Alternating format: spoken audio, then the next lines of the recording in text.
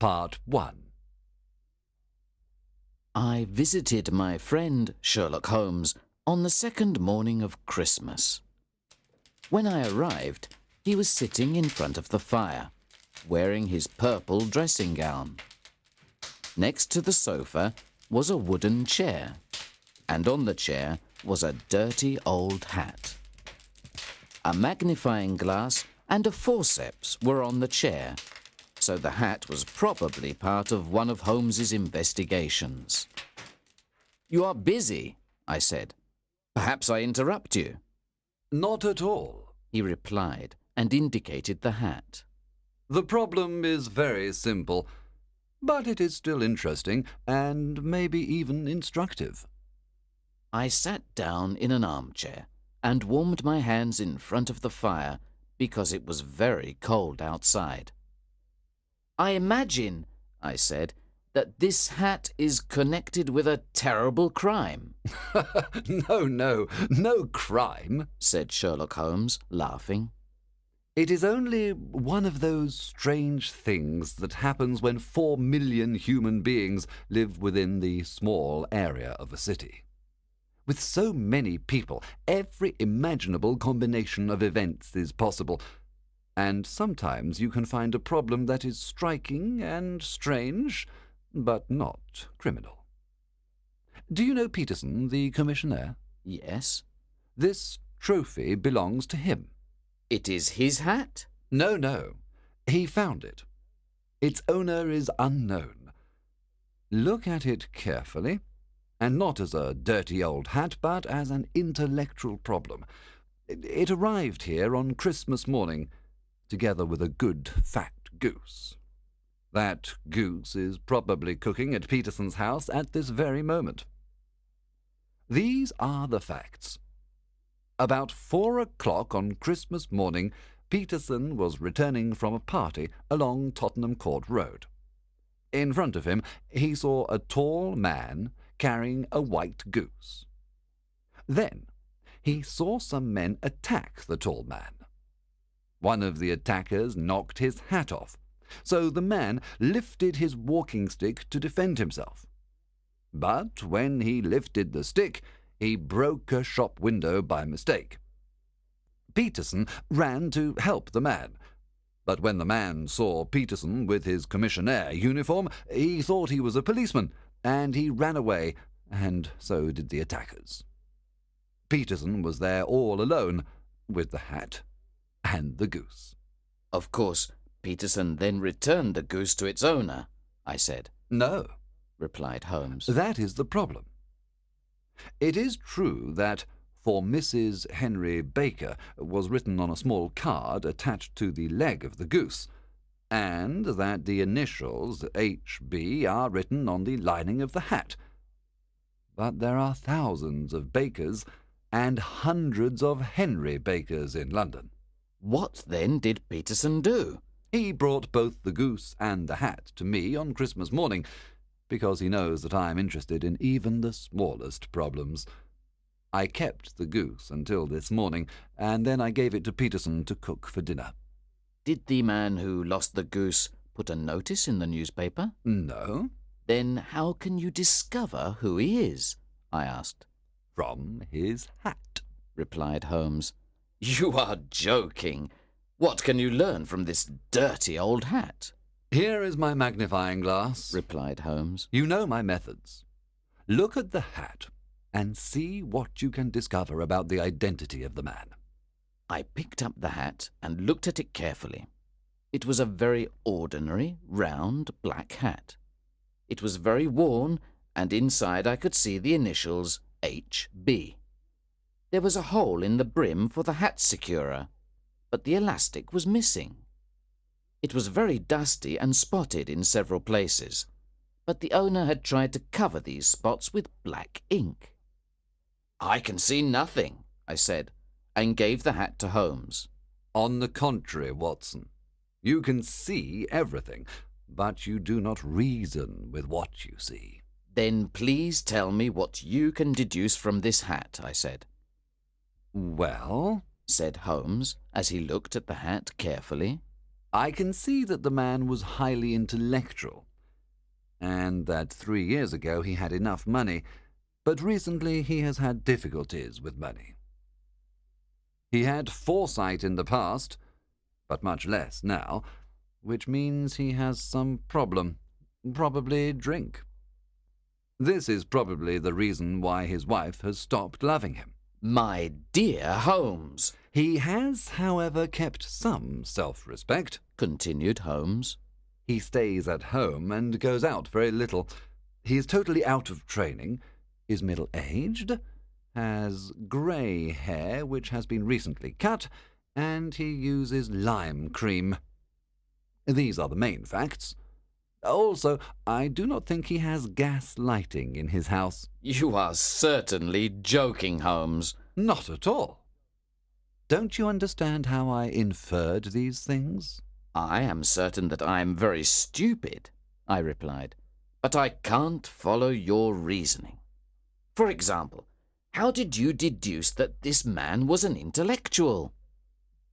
To answer me, Holmes put the hat on his head. The hat was too big for him and covered his eyes. It's a question of volume, said Holmes. If a man has such a big brain, he must have something in it. How do you know he has less money now than in the past? This kind of hat first came out 3 years ago. It is a hat of the very best quality. If this man had enough money to buy such an expensive hat 3 years ago, but he has not bought another hat since then it is clear that he has much less money now. Well, that is clear enough, certainly. But how about the foresight? Sherlock Holmes laughed. Here is the foresight, he said, pointing at the hat securer. Hat securers are never sold with hats. This means that he ordered it, which is a certain sign of foresight. But since he has not replaced the broken elastic, this means that he has less foresight than before. But he has tried to hide some of these spots on his hat with ink, which means he has not completely lost his self-respect.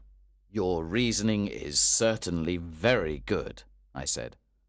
That he is middle-aged, that his hair is grey, that his hair has been recently cut, and that he uses lime cream can all be seen by looking closely at the inside of the hat. With the magnifying glass you can see the partially grey hairs cut by a barber's scissors. They stick to the hat, and there is the distinct odour of lime cream. Also, you will observe that the dust on the hat is the soft brown dust you find in houses, not the hard grey dust you find in the streets. This means that the hat is kept inside the house most of the time, and that he doesn't go out very often. Also, you can see the sweat stain on the inside of the hat, which means he perspired a lot. A man who perspires so much can't be in the best of training. But his wife? You said that she stopped loving him. This hat has not been brushed for weeks. When a man's wife lets him go out in such bad condition, it means that she doesn't love him anymore. But he could be a bachelor, I said. No, he was bringing the goose to make peace with his wife. Do you remember the card on its leg? You have an answer for everything. But how did you deduce that he doesn't have gas lighting in his house? Well, if you saw 1 or 2 wax stains on a hat, it could be by chance. But I can see at least 5 on this hat, which means that this man must use candles very frequently. Well, it is very ingenious, I said, laughing. But since a crime has not been committed, all this seems to be a waste of time. Part 2. Sherlock Holmes had opened his mouth to reply when the door opened and Peterson, the commissionaire, rushed in. He looked incredibly shocked. "The goose, Mr. Holmes! The goose, sir!" he cried. What? Has it returned to life and flown out of your kitchen window? Said Holmes. "Look here, sir! Look what my wife found in its stomach!" He showed us a shiny blue stone in his hand. By Jove, Peterson, said Holmes. this is a treasure. Do you know what you have got? A diamond, sir. A precious stone. It cuts glass like butter. It is more than a precious stone. It's the precious stone. Not the Countess of Morcar's blue carbuncle that was stolen, I cried. Precisely so, responded Holmes. And here is the newspaper article that tells the story. Hotel Cosmopolitan jewel robbery. John Horner, a 26-year-old plumber, has been arrested for stealing the famous blue carbuncle from the Countess of Morcar. James Ryder, an attendant at the hotel, said that he had sent Horner to the Countess's room on the day of the robbery to repair a bar of the grate. Ryder said that he stayed with Horner for a few minutes, but then he had to leave. When Ryder returned, he saw that somebody had forced open the Countess's bureau. Ryder called the police, and the police arrested Horner that same evening. Catherine Cusack, the Countess's maid, said that she heard Ryder call for help. She ran into the room and saw the same things that Ryder described to the police. In addition, the police discovered that Horner had already been charged with robbery in the past, but Horner says that in this case he is innocent. His trial will be soon. So much for the police report, said Holmes, throwing the paper on a chair. You see, Watson, our little deductions about the hat have become much more important and less innocent. Here is the stone. The stone came from the goose, and the goose came from Mr. Henry Baker, the gentleman with the bad hat which we examined so carefully. Now we must discover Mr. Baker's part in this mystery. To find him, the simplest thing is to put an advertisement in the evening newspaper. What will you say? I asked. Well, said Holmes. Found at the corner of Goodge Street, a goose and a black hat. Mr. Henry Baker can have them if he comes to 221B Baker Street at 6:30 this evening. Then Holmes sent Peterson to buy another goose to give to Baker if he came, and to put the advertisement in all the newspapers. I left to work for the day. That evening, when I returned, I saw a tall man wearing a Scotch hat waiting outside Holmes's house. We entered together.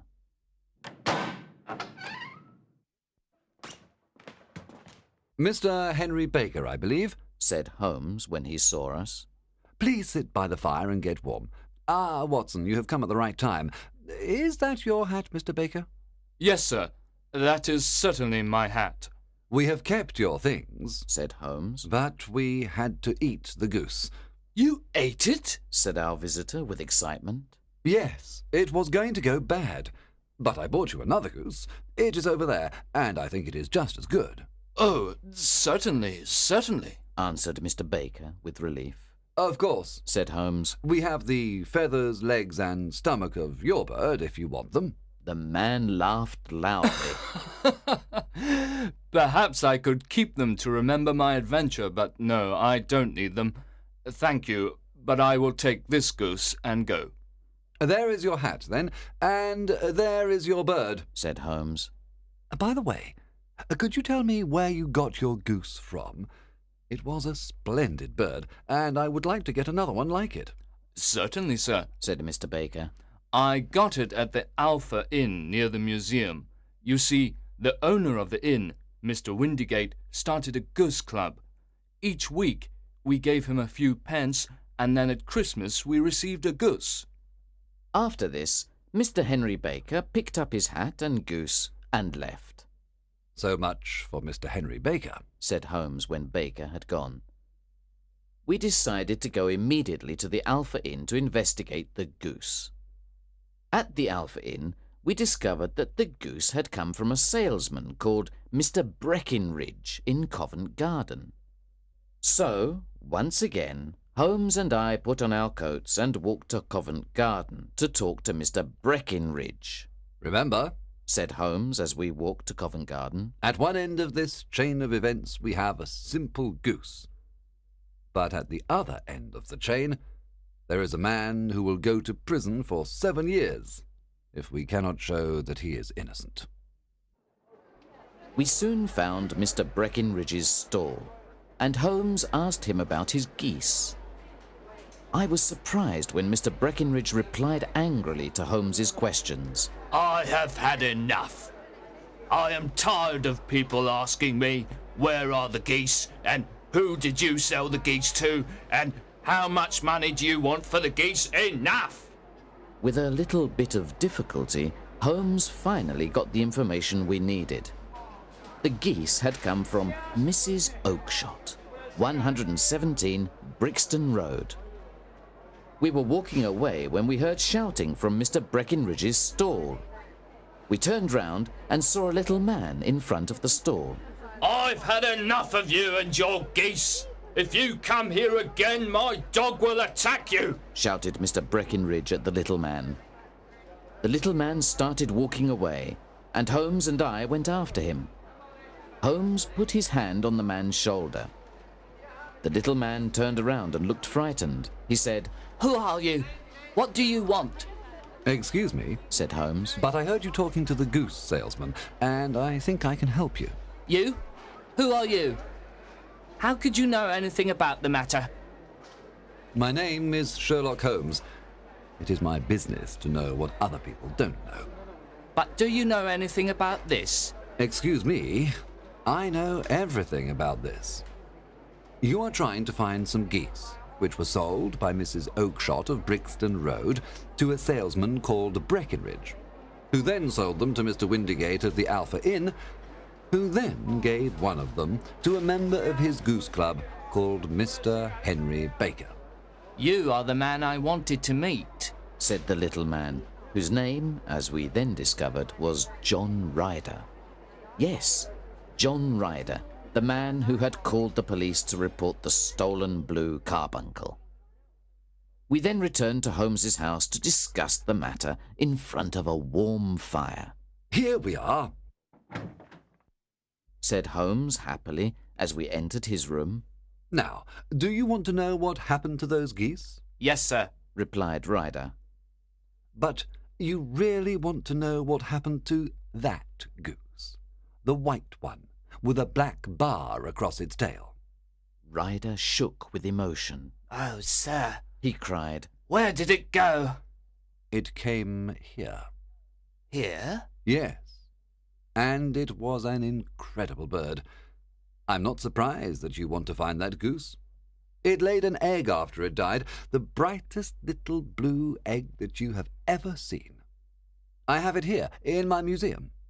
Our visitor stood up and then almost fell down. Holmes took out the blue carbuncle, and Ryder stared at it. He did not know if he should say it was his or not. The game is up, Ryder. I know almost exactly what happened. Because you worked at the Hotel Cosmopolitan, you knew that the Countess of Morcar had the blue carbuncle in her room.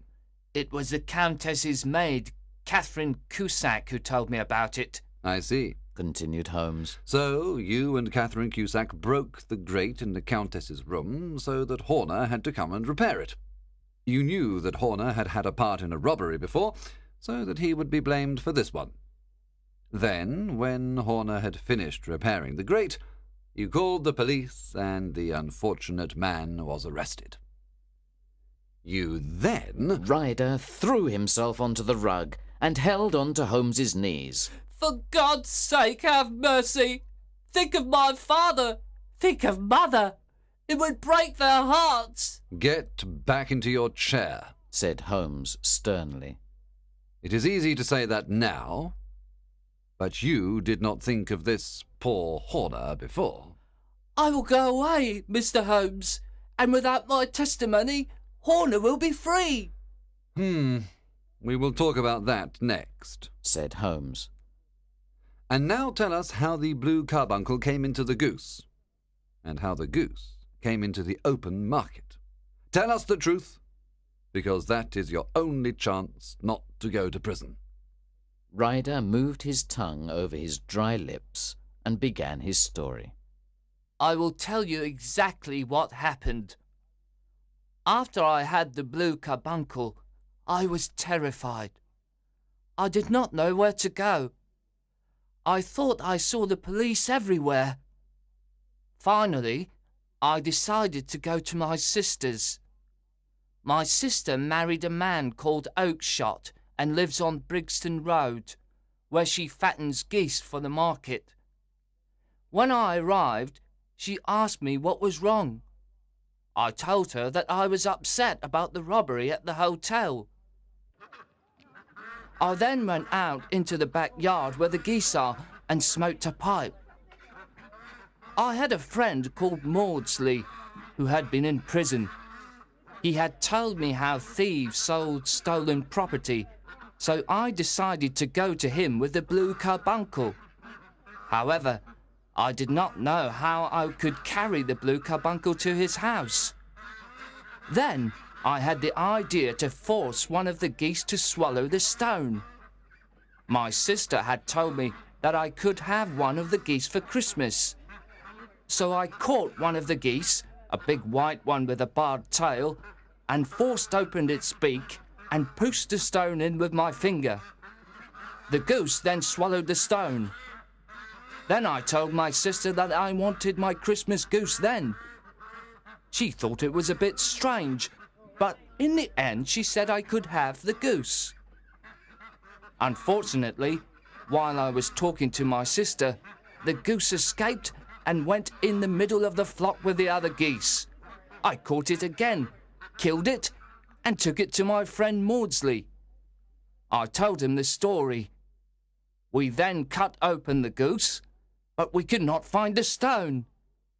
I ran back to my sister and asked her if there were any other white geese with barred tails. She said that there were 2 other ones, but she had sold them to the dealer called Breckenridge of Covent Garden. I went to him and he told me that he had sold them all. You heard him tonight.